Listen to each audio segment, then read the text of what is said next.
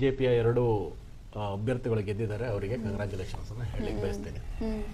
ಇನ್ನೊಂದು ಏನಂತ ಹೇಳಿದ್ರೆ, ನಮ್ಮ ಸಭೆಯಾಗಿ ನಾವೇನಂತ ಹೇಳಿದ್ವಿ, ಫಸ್ಟ್ 2 ಅಭ್ಯರ್ಥಿಗಳಿಗೆ ಹಾಕಬೇಕು, ಉಳಿದ ಇದು ಮತಗಳನ್ನ JDS ಅಭ್ಯರ್ಥಿಗೆ ಹಾಕಬೇಕು. ಅನಂತರ ಸೆಕೆಂಡ್ ಪ್ರಿಫರೆನ್ಷಿಯಲ್ ವೋಟರ್ಸ್ ಏನಿದೆ ಅದನ್ನು ಕೂಡ JDS ನಮ್ಮ ಮಿತ್ರ ಪಕ್ಷವಾದಂಥ JDSಗೆ ಹಾಕಬೇಕು ಅಂತ ಹೇಳಿದ್ದೀವಿ.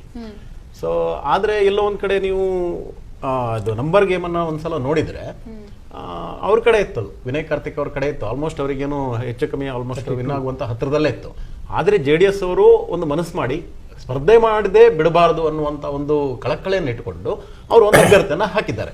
ಆದ್ರೆ ನೀವು ಎಲ್ಲೂ ಕೂಡ ನೀವು ಲೆಕ್ಕಾಚಾರ ಹಾಕಿದ್ರೆ ಎಲ್ಲೂ ಕೂಡ ನೀವು JDS ಅಭ್ಯರ್ಥಿ ಗೆಲ್ಲುವಂತ ಹತ್ರಕ್ಕೆ ಬರುವಂತ ಸಾಧ್ಯತೆ ಕೂಡ ಇರಲಿಲ್ಲ. ಆದ್ರೂ ಕೂಡ ಅಷ್ಟೊಂದು ಉಳಿದ ಓಟ್ಗಳನ್ನ ಸುಮ್ಮನೆ ಬಿಡಬಾರದು, ನಾವು ಒಂದು ಸ್ಪರ್ಧೆ ಮಾಡದೆ ಇರಬಾರದು ಅನ್ನುವ ಒಂದು ಗಟ್ಟಿ ನಿರ್ಧಾರವನ್ನು ತೆಗೆದುಕೊಂಡು ಅವ್ರ ಅಭ್ಯರ್ಥಿಯನ್ನ ಹಾಕಿದ್ದಾರೆ. ಆನಂತರ ವಿನಯ್ ಕಾರ್ತಿಕ್ ಅವರಿಗೆ ಅವರು ಕಾಂಗ್ರೆಸ್ ಅವರದ್ದು ಉಳಿದ ಓಟ್ಗಳು ಎಕ್ಸ್ಟ್ರಾ ಇದ್ದಿದ್ದರಿಂದ ಅವರು ನ್ಯಾಚುರಲಿ ಗೆದ್ದಿದ್ದಾರೆ.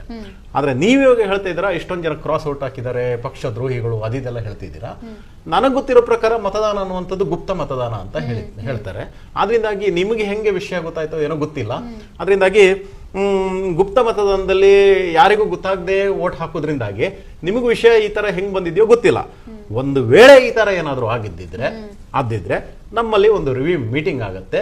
ರಿವ್ಯೂ ಮೀಟಿಂಗ್ ಆಗಿ ನಮ್ಮ ಪಕ್ಷದ ಹಿರಿಯರು, ಅದು ಅಧ್ಯಕ್ಷರು ಇರ್ಬೋದು, ವಿರೋಧ ಪಕ್ಷದ ನಾಯಕರಾದಂಥ ಆರ್ ಅಶೋಕ್ ಅವರು ಇರ್ಬೋದು, ಇನ್ನೊಬ್ರು ವಿರೋಧ ಪಕ್ಷದ ನಾಯಕರಾದಂಥ ಚಲವಾದಿ ನಾರಾಯಣಸ್ವಾಮಿ ಇರ್ಬೋದು, ಹಾಗೂ ನಮ್ಮ ವರಿಷ್ಠರು ಇರ್ಬೋದು, ಅವರು ಅದಕ್ಕೆ ಸೂಕ್ತವಾದಂತ ಕ್ರಮವನ್ನ